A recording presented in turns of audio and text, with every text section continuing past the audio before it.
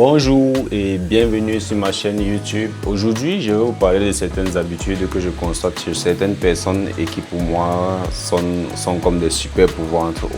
Une fois de plus, merci d'être là et n'oubliez pas de vous abonner, de liker et de partager la vidéo. Pourquoi pas activer la cloche de notification pour être au courant quand je poste une vidéo.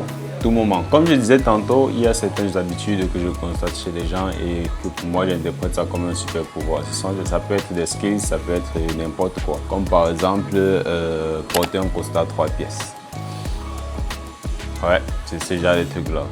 Moi, je trouve le costard 3 pièces super cool, super stylé, super classe. Un peu comme dans Kingsman ou bien Peaky Blinders avec Thomas Shelby et tout son gang. Avec Spectre par exemple, oh trop stylé. Et puis James Bond, d'ailleurs c'est un de mes personnages de fiction préférés. Mais je m'imagine très difficilement dans un costard 3 pièces, je sais pas pourquoi. J'ai souvent porté des vestes mais pas des costards 3 pièces, seulement pour les mariages.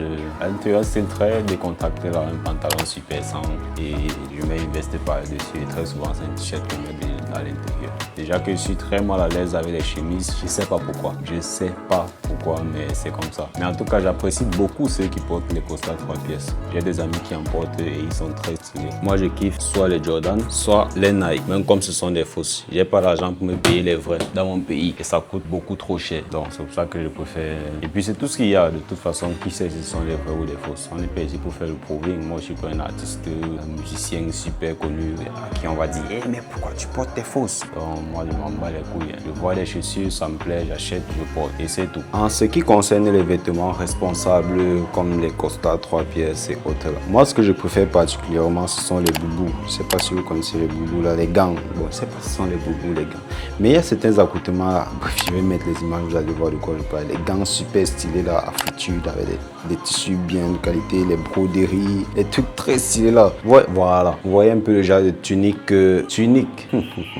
Je pense que c'est ça le bon terme. Vous voyez un peu le genre de tunique que T'Challa porte, non? Dans Wakanda, Black Panther, là. Oui, c'est un peu le genre de truc là. C'est un peu le genre de vêtements là que moi je kiffe. Je pense que je suis mieux avec ça qu'avec des costards 3 pièces. Peut-être c'est très culturel, mais je préfère ça en fait. Ça a beaucoup plus d'histoire, ça a beaucoup plus de style. C'est un peu beaucoup plus travaillé. C'est vrai, on va dire que les Tom Ford, les gens là, ils font des super beaux costards. Mais la broderie et la couture à friture de l'africaine là, gars, c'est trop stylé, c'est trop charismatique. En fait, c'est royal, ce sont des tenues royales, vous voyez un peu, non? Quand on regarde un peu les festivals au Nigeria, vous voyez comment les Igbo s'habillent, non? Les pères qu'on appelle Odogu là, vous voyez un peu comment ils s'habillent, non? C'est beaucoup trop stylé. Je t'assure que tu portes un costard 3 pièces là-bas, tu es nul à chier. Bon, ça va aussi dépendre de l'environnement. Parce qu'à Londres, par exemple, quand le costard 3 pièces, c'est déjà non seulement la norme, mais quand tu as un très beau costard 3 pièces, tu as encore beaucoup plus d'allure. Donc, ça, c'est une petite parenthèse. Il y a aussi des pantalons qui sont comme ça. Ou bien des chaussures. Les gens sortent, par exemple, de la maison avec des trucs comme ça là. Moi, je sais pas. Ça, c'est les nounours pour rester à la maison. Par contre, je trouve ça stylé sur eux. Je sais pas comment ils font, je sais pas. Et puis, ce sont des cracks pour agencer des couleurs, des textures, des textiles et tout et tout. Donc, c'est super stylé. Moi, pour moi, c'est clairement un super pouvoir. Donc, la liste est juste là à côté. C'est pour ça que je garde le cahier. Il y a aussi lire des livres. Ça, c'est un skill qui est super bien placé. J'apprécie beaucoup. J'ai beaucoup de respect pour ceux qui arrivent à lire. En ce qui me concerne, moi, personnellement, je n'aime pas lire. Pour être sincère, je déteste lire. Pas que je n'arrive pas à le faire. En fait, quand je commence à lire un livre, je le termine très rarement. Du coup, je m'ennuie. Je ne sais pas pourquoi, mais même si l'histoire est intéressante, je m'ennuie. Par contre, en audio, je m'en sors mieux. Les podcasts, les livres audio, je m'en sors beaucoup mieux que la lecture en elle-même. Et c'est pareil, hein. En parlant de livres, il y a aussi ceux qui lisent les mangas. Moi, je ne sais pas comment vous faites. Ça doit être quelque chose que c'est un kiff absolu, mais j'aime pas lire les mangas. Malgré que j'aime les mangas, j'aime le dessin, j'aime l'art et tout ce qui concerne, mais je préfère les animations. Je sais pas, mon cerveau est comme ça là, il aime les choses qui bougent. Mon cerveau adore les trucs en mouvement. D'ailleurs, moi, je suis une pile super, ne me voyez pas comme ça. Je suis une pile électrique, j'ai une énergie pas possible. Donc, je préfère les animés. Et au passage, j'aime Demon Slayer, c'est non négociable. Et aussi, mon big three, c'est Naruto, One Piece et SNK, non négociable. Je m'en fous de ce que vous pensez, c'est mon big three, c'est mon avis, c'est ma vidéo, je dis ce que je veux. Voilà un peu le délire. N'empêche que j'adore j'adore les autres animés que je regarde souvent. Mais je préfère pas lire les mangas ou bien les BD. D'ailleurs, la seule BD que j'ai lue récemment, c'est Kijin.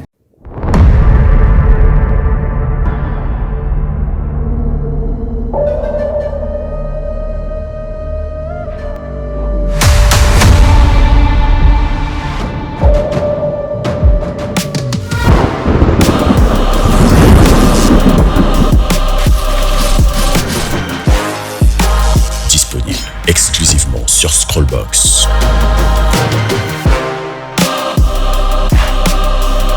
Et vous savez pourquoi? Parce que c'est une BD qu'on a conçue en interne, écrit, édité, dessiné et publié en interne. Et ça, il me fallait absolument connaître l'histoire parce que je ne sais pas quand est-ce qu'on va animer ça, un de ces jours peut-être, mais c'est une super belle BD, c'est une super belle histoire. D'ailleurs, vous devrez la lire. Je vais probablement vous mettre le lien en description si j'ai la possibilité et si je n'oublie pas.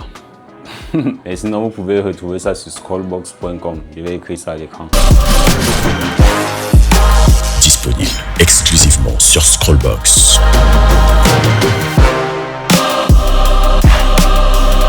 Et n'hésitez pas à lire autant que vous pouvez parce qu'il y a un jeu concours que je vais organiser pour gagner des tableaux, des éditions limitées, des tableaux collector, des personnages, des tableaux bien stylés. En tout cas, vous allez voir, je vais vous mettre ça en image. Donc, j'aime pas lire, mais j'aime regarder les animés. Continuons dans les animés. Il y a ceux qui regardent beaucoup d'animés par semaine. Il y a un grand frère qu'on appelle Gaëtan. Il y a un autre sur TikTok. Lui, il est sur TikTok. Il y a aussi Kagami, il y a Tsunade. Il y a plein de gars là dans le TikTok game camerounais. Les gars qui te disent qu'ils regardent au minimum 10 animés par semaine.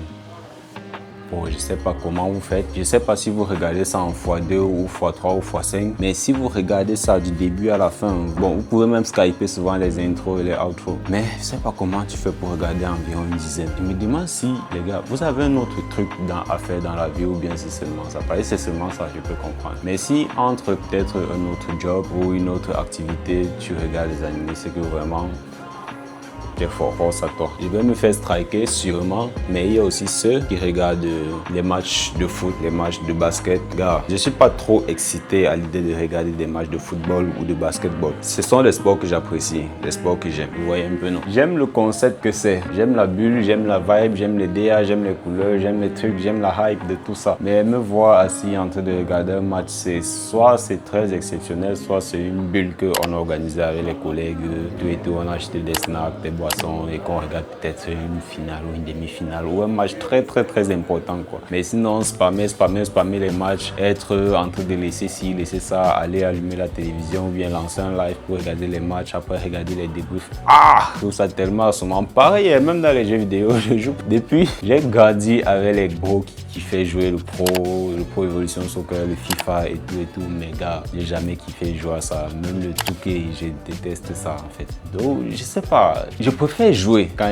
on était petit, jouer au foot. Non, moi, j'ai kiffé ça. Je laissais le sol à laver là-bas pour aller jouer au football. Après, je me faisais fouetter par la daronne. Pareil, à l'école, après les cours, souvent, on partait jouer au basketball au stade et je kiffais jouer. Mais m'asseoir à regarder les matchs, c'est saoulant pour moi, c'est tellement saoulant. Donc, comme je dis, moi, je préfère l'activité, je préfère être dans le mouvement, je préfère les trucs qui bougent et tout. Donc, c'est un peu ça le délire. Et concernant ce que je préfère regarder comme sport, j'aime regarder les sports de l'extrême. Je sais pas si ça vous arrive aussi. J'adore les sports de l'extrême, les courses de voitures, les courses de moto, les motocross, les monster trucks, les sauts en parachute, je sais pas, il y a encore quoi, les plongées. Vous voyez un peu, non, les trucs qui te font vraiment dépasser les limites de l'entendement. Les trucs qu'il y a que certains gens, les sports très nichés là, pas les sports mainstream, ce sont les sports très nichés là que moi j'adore regarder. Et c'est pour ça d'ailleurs que j'adore les documentaires super réalistes là sur les animaux, plongées sous-marines, les trucs interstellaires et tout.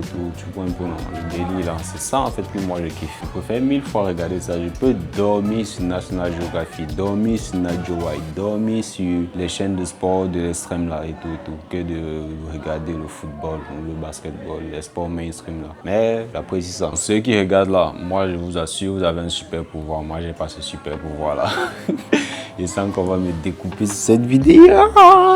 Bon, il y a aussi un petit truc très artistique que je kiffe chez certaines personnes, c'est les tatouages. J'apprécie les gens qui font les tatouages, pas les tatouages désordonnés, les gars qui sont over tatoués de partout jusqu'à ce qu'ils partent tatouer dans les bons tatouages bien placés avec les bonnes significations. Un peu comme les tatouages des Maoris, les gens de Nouvelle-Zélande, les Hawaïens et autres là. Vous voyez un peu de quoi je parle, les tatouages qui sont comme ça là, et puis ils ont les corps qui vont avec, même ceux qui sont petits de corps. En tout cas, les tatouages qui ont une histoire à raconter là, moi je kiffe trop ça. Mais je suis pas sûr que je peux m'asseoir et me faire percer pendant des heures et des heures pour avoir un dessin de l'encre dans le corps.